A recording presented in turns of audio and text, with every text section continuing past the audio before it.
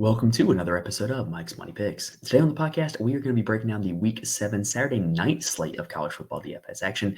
This is the slate that honestly has some of the day's best games, if I'm being honest, and it also has some of the best games for DFS purposes. We're going to take a look at all 7 games on the slate, break them down, tell you what you can expect from each game, tell you who you need to be targeting for your DFS lineups on DraftKings and FanDuel for this 7-game slate. Now, we've been battling through a little bit of an illness this week, so you might hear the changes in my voice. It doesn't sound the best. We really weren't able to get out the Thursday and Friday night content just because just haven't felt up to it. And, the voice hasn't felt up to it. And really just haven't been able to put the time and effort and energy into, a quality show. So, we did have the chance to record today and get this Saturday night show out for you guys because I did promise early in the week. This one is going to be a little bit quicker than usual. It's not going to be as long, not going to be as detailed, but still give you guys all of the relevant information that you need to build some winning DFS lineups for this Saturday night slate. So if you like what we if you like what we do here at Mike's Money Picks, please hit the like button. It helps me out a ton when you guys do that. If you're listening on audio, please rate and review, and make sure you're subscribed to the channel so that we can be with us for the rest of the college football season, as well as all of our NFL and golf and soon to come college basketball content. All right, so let's go ahead and dive in. We got 7 games to break down, and I got to make sure I have a voice for those 7 games. So let's go ahead and get started. All right, so game number 1 on the slate is going to be between Washington State and Fresno State, which is currently a technical non-conference matchup right now, but it is one of those negotiated Mountain West games with Washington State. Next year, when the new Pac-12 forms, this will be a Pac-12 conference game between Washington State and Fresno State. So this one should be a pretty interesting game. Wazoo is currently 3-point favorites with a game total of 60.5 points, meaning the projected total is about 32-29 in favor of Washington State. So on the Washington State side, they have who is, in my opinion, the top quarterback option on the slate. To me, he has the highest ceiling of any quarterback on the slate. He has the highest floor of any quarterback on the slate. It is John Mateer. We knew once he won this starting job in camp that it was going to be really, really good from fantasy perspective, and that's what it's been. He hasn't scored under 25 fantasy points in any game so far, and that was against a Boise defense that was much better than this Fresno State defense, in my opinion. So he's in really good shape. He's got legitimate 50 fantasy point upside. He can run, he can throw. He's quite likely to get you a 300-yard bonus passing and can possibly get you a 100-yard bonus rushing as well on DraftKings. Those 3-point bonuses for 300 yards passing and 100 yards rushing are so lucrative. Mateer is the only guy on the slate who I think has the upside to get you both in one game because he's done it before this season. He did it against San Jose State. So I think he could very well be in line for another 30, 40 fantasy point performance. Washington State is implied for 32 points in this game. That's about 4 touchdowns, and Mateer likely can, work for all 4 because their running back room is nothing to write home about. Wayshawn Parker is still kind of the workhorse back, but he's not really used in a way that is lucrative for fantasy purposes. He's not very involved in the passing game. He doesn't get the goal line carries. Those go to John Mateer. So to me, the only way to use Wayshawn Parker in this game would be as a pivot off of John Mateer if you think that Mateer is going to be highly owned and you still think Washington State's going to score a lot of points. Now, from the receiver perspective, it is fairly condensed for this Washington State team. Kyle Williams has been their most productive receiver. 3 games over 30 fantasy points. The other 2 have been duds, so he's a little boom or bust. Chris Hudson has been a little more consistent, slightly less high ceiling, but slightly higher floor, in my opinion, than Kyle Williams. And then Josh Meredith has been the other receiver who's been most involved in this offense. But this week is going to be interesting because Carlos Hernandez is going to be active for the first time all season. In the offseason, this guy was kind of projected to be this team's top receiver, but he got injured, hasn't played yet, and he's going to be taking away work from somebody. And I don't really know who it's going to be. Meredith does play the slot. Last year, Hernandez did work both outside and in the slot. So I don't really know what to make of it, but Meredith has been the least productive so far. It would be really hard to make an argument for replacing Williams or Hudson with a lot of snaps with Hernandez as good as they played. So am I going to play Hernandez? I don't think he's like this auto lock play. I don't know if he's going to play a full snap share. I don't know if you can project that, but to me, he's worth a shot in GPPs because he's $3,000. And what if he ends up being the number 1 receiver on this team? That's probably 20, 25 fantasy points, right? So how many guys on the slate have legitimate 8X upside? Not many. So he's going to make my player pool, but he's probably not going to be like a lock or a core player or anything like that. On the Fresno State side, Fresno State's interesting because they've played like they haven't really played a super normal game for them yet. They got the doors blown off of them by Michigan and UNLV, and then they've won in blowouts against New Mexico State, New Mexico, and then another FCS school. So they're really hard to kind of make out what they are as a team. But last year, they were a team that threw the ball all over the yard. Mikey Keene was a very productive quarterback. He comes into this slate priced at $8,100, and considering his team is implied for 29 points, this is one of the best game environments of the slate. I don't mind Mikey Keene at that price tag. At the running back spot, Malik Sherrod is their guy.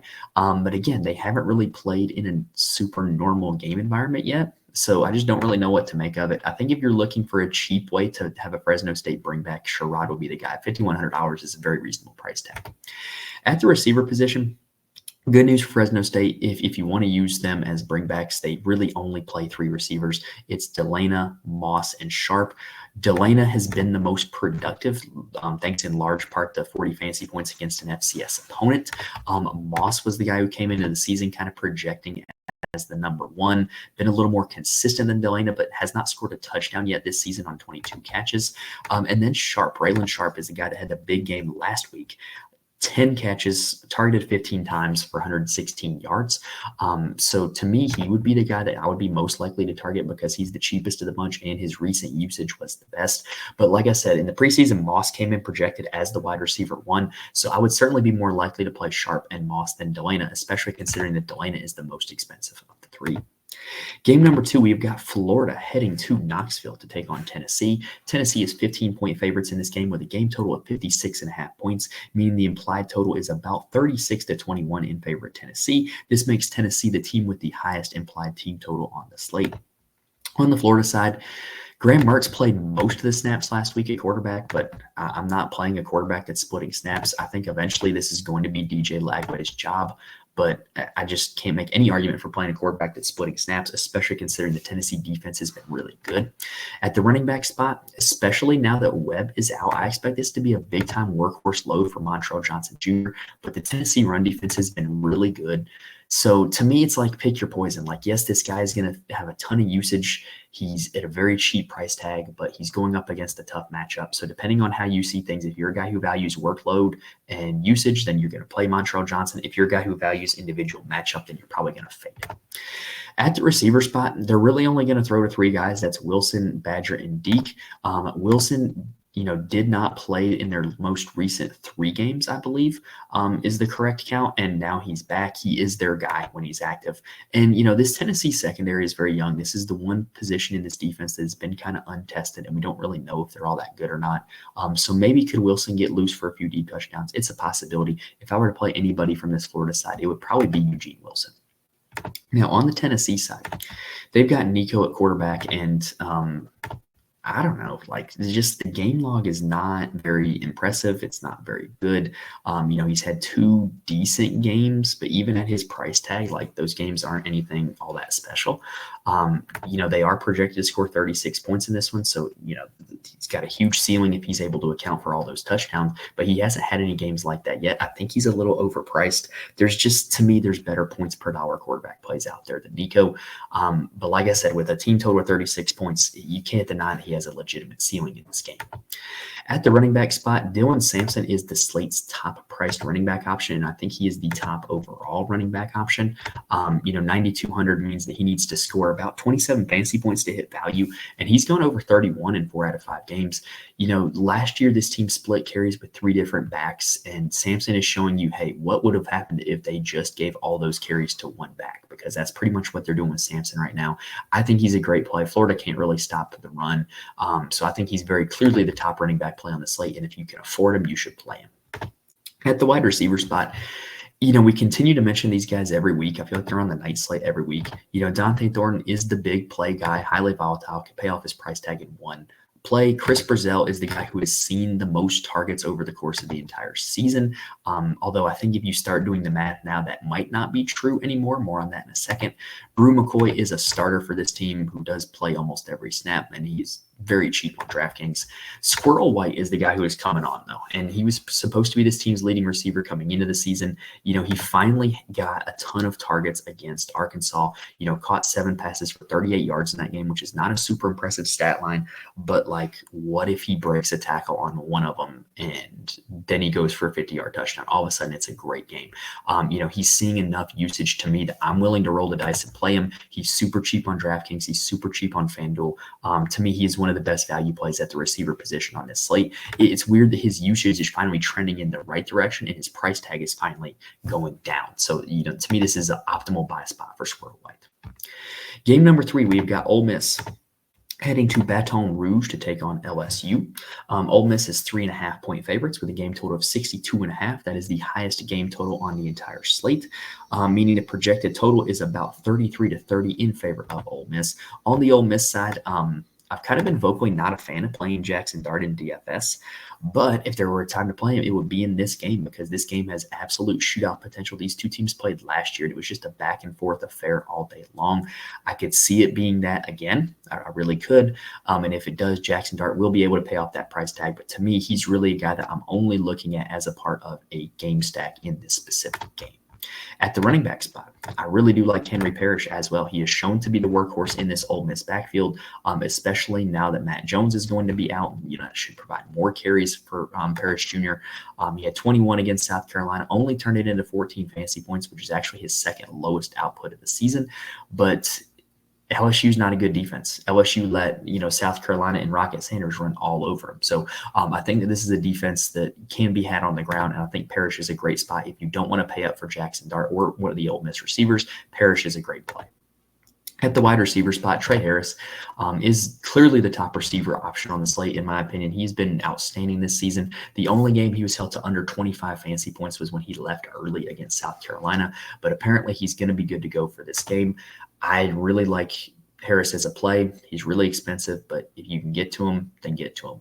Really, this is a slate where at every position, the top play is super obvious and is a great play. And depending on which salary savers you like is going to determine who you play. But Mateer at quarterback, Sampson at running back, Harris at receiver, they're all great plays. And really, wherever you can find the salary savings to get up to those guys, I recommend doing so. For the rest of the Ole Miss side, Watkins and Wells are the guys that play all the time, and I'd really recommend them if Parrish were going to be out, but I just don't think you can guarantee that. To me, they're solid stacking options if you want to double stack Dart or if you want to really onslaught this game. On the LSU side, they are quarterbacked by Garrett Nussmeier, a little bit cheaper than Dart and very reasonable price. They showed last game out against South Alabama that they will run him at the goal line and they'll use him, QB sneaks and kind of like straightforward runs. And that's only going to increase the likelihood that he pays off his price tag, especially in a game that's going to be a shootout. I think he's a really solid play, especially in a game stack or an onslaught of this game. When I say onslaught, I mean when you're stacking a quarterback and receiver on both sides of a particular game. At the running back spot, Caden Durham appears to be that dude. He's a true freshman who's been super productive over the last 3 games. This is still a timeshare of a team that is primarily pass first, though, so I'm going to be cautious on Caden Durham. I'm not going to just totally drink the Kool-Aid yet. I need to see that he is very clearly working ahead of Williams and Jackson before I'm going to jump on board. At the wide receiver spot is where it gets interesting. So Chris Hilton Jr. has been a will he play or will he play guy for 4 weeks now. CJ Daniels is actually apparently going to miss this game. So there's going to be a ton of targets up for grabs for Kyron Lacey, tight end Mason Taylor, and Aaron Anderson. To me, those are the very 3 clear stacking partners you want. Anderson has very quietly had a very good year so far, very affordable on DraftKings. Xavier Thomas should see a boost as well with CJ Daniels out. I don't mind taking shots at him either. Kyron Lacey is good, but I think he's too expensive. When you think these high-priced LSU receivers, you think of Justin Jefferson, Jamar Chase, Malik Neighbors, Brian Thomas Jr., and he's not that. He's just not that type of player. And so to me, he's a little too expensive. He just doesn't command this type of price tag. He doesn't command that type of target share. His targets aren't that lucrative, but he's a great stacking partner. And so if you're stacking it, I don't mind the idea of getting to Lacey. But if you're looking to play one-offs, Anderson and Thomas would be the 2 guys I would look for. And don't discount Mason Taylor's usage as the tight end in this offense either. All right, that's going to do it for the first 3 games. Let's go ahead and take a quick breather, and we'll talk about the last 4. All right, I'm going to do my best to get through this part quick, so that way I still have a voice left for game number 7. But I do want to mention before we, pick back up with the show that there are places where you can get more information from me. Follow me on Twitter at Mike's Money Picks. I'm more than happy to answer any questions that you send my way. I also tweet out any updates for the show as well. I'm also in the Fantasy Corner Discord. The link is in the description on YouTube as well as on the audio. The Fantasy Corner Discord's got a lot of really smart, really good people who talk DFS for a lot of different sports. And so if you're looking for a community to be a part of where you can talk DFS, talk strategy, talk plays, and sweat it out together, Fantasy Corner Discord is the place for you. And then lastly, I do write an article on my Patreon for every single college football DFS slate, including the midweek slates, where I profile my core plays as well as why they're my core plays. Now, I can't just sit here and guarantee that you're going to win thousands of dollars playing them. It's not that easy. That's not how it works. If anybody says that, you should run the other direction really fast. But basically, I can promise that you can get well thought out, well-researched thoughts from somebody who has done the research, has put the time in this, and can help you get better at your process for playing college football DFS. All right, now let's go ahead and continue on with game number 4, which is the matchup of the day. Ohio State heading to Eugene to take on Oregon. So Ohio State is currently 3-point favorites with a game total of 54.5 points, meaning the projected score is about 29-26 in favor of the Buckeyes. At quarterback, they've got Will Howard, who has been just a steady, consistent option so far this season. And like I said last week, the more that they get pushed, the more usage you're going to see out of his legs, and that's what's continued to happen in the last 2 weeks. He's rushed for a touchdown in each of the last 2 games. So I think that his lowest price tag of the season in a game where they're going to have to play all out, in a game where the Oregon defense has a few question marks. I don't think this is a bad spot to play Will Howard, honestly. At the running back spot, they are still splitting carries, Judkins and Henderson. Last game, it was Judkins with 13 carries and Henderson with 11. I thought that the split seemed to be widening more so in favor of Judkins, but then last game kind of closed that up a little bit. So I just think they're too expensive to play, especially in a not great matchup. At the wide receiver spot, again, they have very clear profiles. Jeremiah Smith is your big play guy who is not going to see a ton of target volume, but his targets are so lucrative that he doesn't need a lot of them to pay off his price tag, whereas Egbuka is more of your volume-based play and can absolutely smash if some of his targets end up in scores because he's going to see more targets. It depends on your personal play style and what you think this Ohio State offense is going to do. I think more so that the more this offense is going to pass, the closer the game is, if it's a type of shootout type of thing, I think it favors Egbuka. If you think that they're just going to try to hit some big plays, Jeremiah Smith would be your guy. Carnell Tate is the other guy that plays all the time. I've never been a fan of playing him on these DraftKings slates, but now he's at a price tag where I think he's actually in play. On the Oregon side, they've got Dylan Gabriel, and I got to be honest, this Oregon offense has not impressed me at all when I've watched them this season. They've kind of failed to get out of third gear in a lot of games. They just never really get going. And a lot of that has to do with Gabriel just being a super conservative player in this offense. They've really made him boring. Like, they haven't used his legs a whole lot. They made him, check the ball down. He's not throwing deep. The main way I would play Gabriel on this slate because of all that is in a game stack. If this game gets going, you could see something like an Alabama-Georgia situation where if Ohio State jumps out to a lead and now Oregon has to play catch-up, now they're playing, super aggressive, super fast, and he's going to be targeting deep down the field. That's the situation that I'm going to be playing Gabriel. I would not be playing him with no Ohio State guys on the other side because if Oregon is in control of this game, they're going to use him as a check down machine. They're going to use him to hand the ball off and not use his legs and not, target deep down the field. In the running back position, Jordan James is their guy, but I don't think this is a great matchup for him. I just don't. So I'm probably just going to fade him and play some of the running backs. At the wide receiver position, Tez Johnson continues to be their wide receiver 1. He's in a very affordable price tag. If you think this Oregon offense has a lot of success, it makes a lot of sense to play him. Trayshawn Holden is an every down player, super consistent so far this season. I don't mind him at 4,400.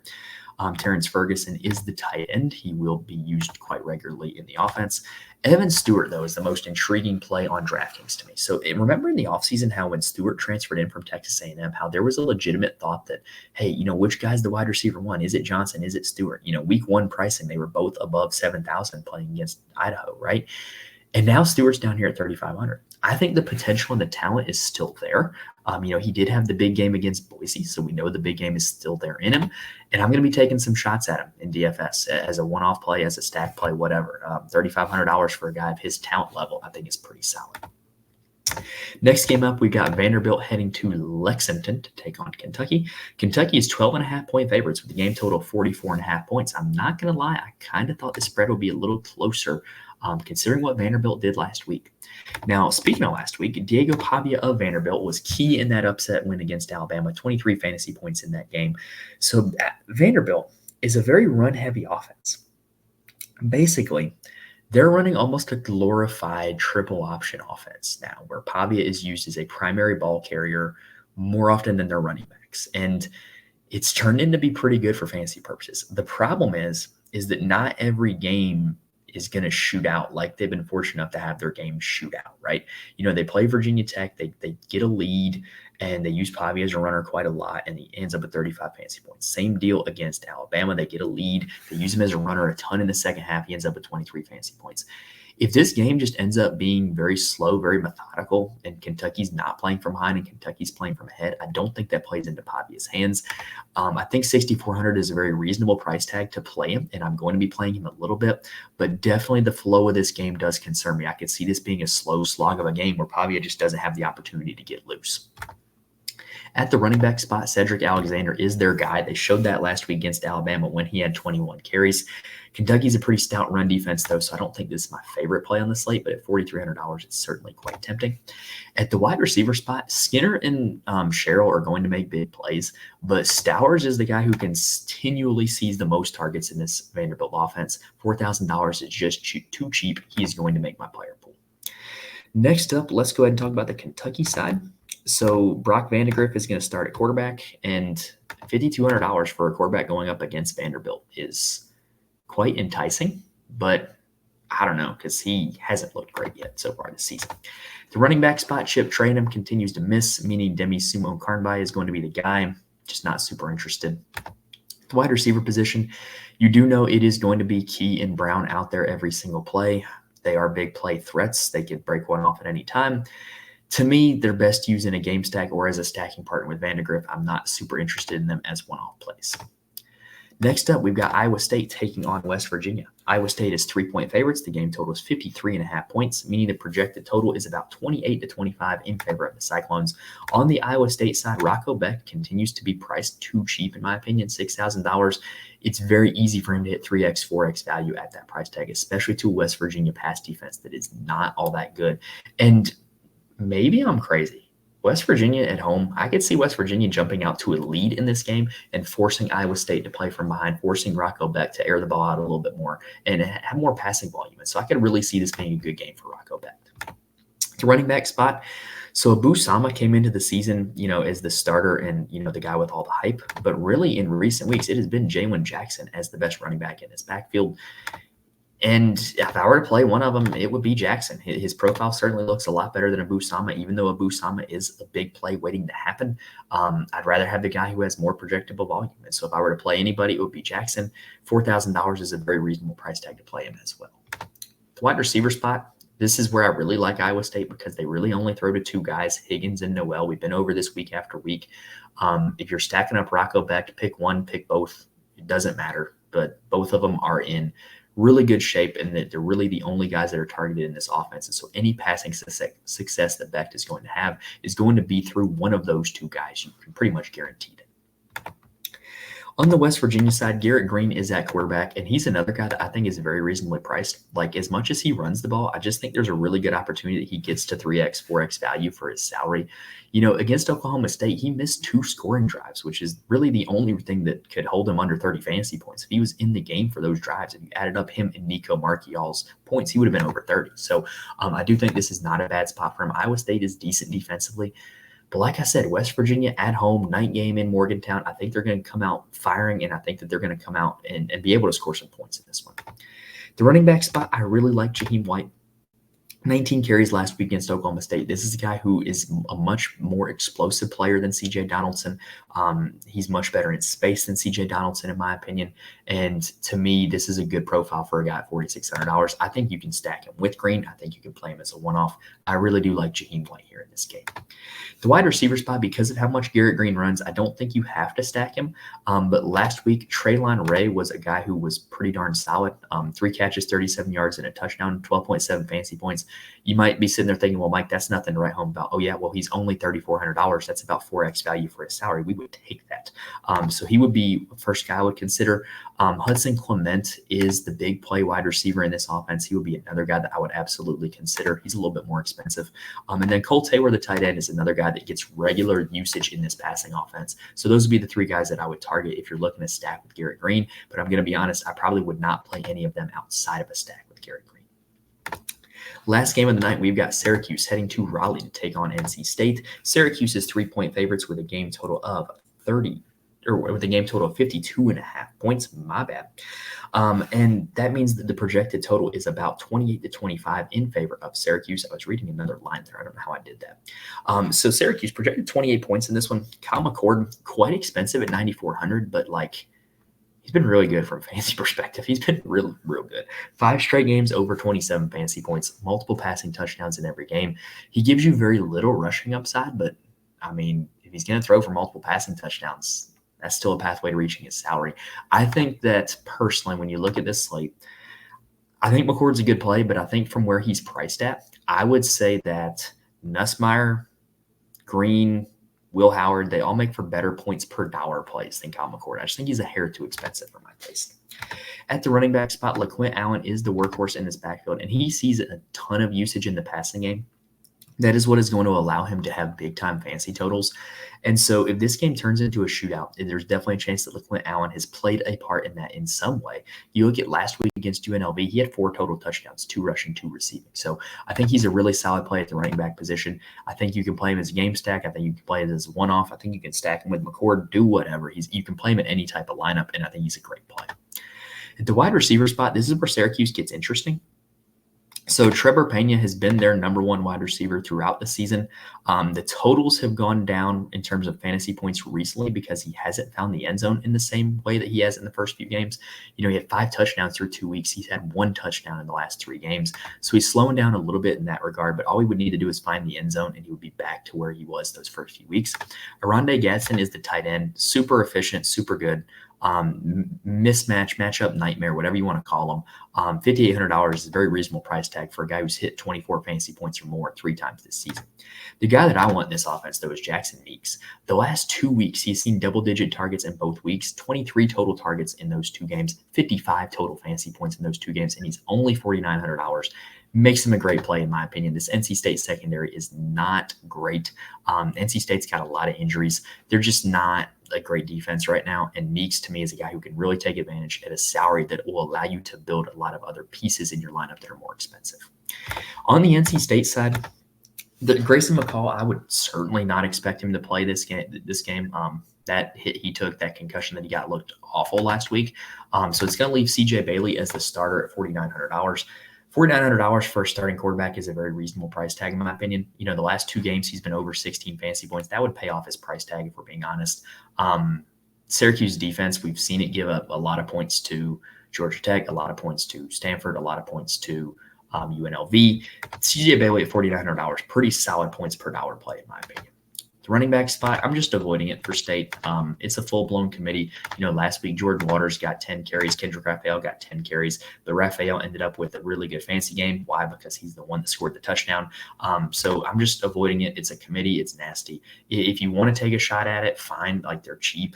But I just don't see it as worthwhile. The wide receiver spot, we've talked up the ancillary pieces time and time again. If Collins misses, that's just going to be more snaps for Noah Rodgers and Wesley Grimes. But the fact of the matter is, even with Justin Jolly, the tight end, there's just not a whole lot of passing volume to go around with CJ Bailey at quarterback. And it makes it really hard for those guys to have breakout games. KC Concepcion is the guy that you would want to play, still getting double-digit targets per game. Just hasn't really found the end zone in a while, hasn't really broke off a big play in a while, but to me, it's due to come at some point, and I'm going to continue playing him because I know that profile is still there. All right, that is going to do it for this episode. We were able to get through those 7 games in under 30 minutes. So I'm going to go ahead and close it out pretty quickly. Because I'm exhausted and my voice is almost gone. Hopefully we gave you guys the information you need to build some winning lineups for these DFS or for this night DFS slate. Hopefully we gave you guys everything you need. We'll be back next week with the main slate, the night slate. Hopefully some of the midweek slates, if I'm able to, kind of get up the energy, get feeling better, get all these research in, get all the episodes out, right? Hopefully, no promises, but if you're subscribed to the channel, you would know when all those drop. Best of luck to you guys in the main slate and the night slate tomorrow. Thank you guys for watching the lens to this point, and I will see you guys next time.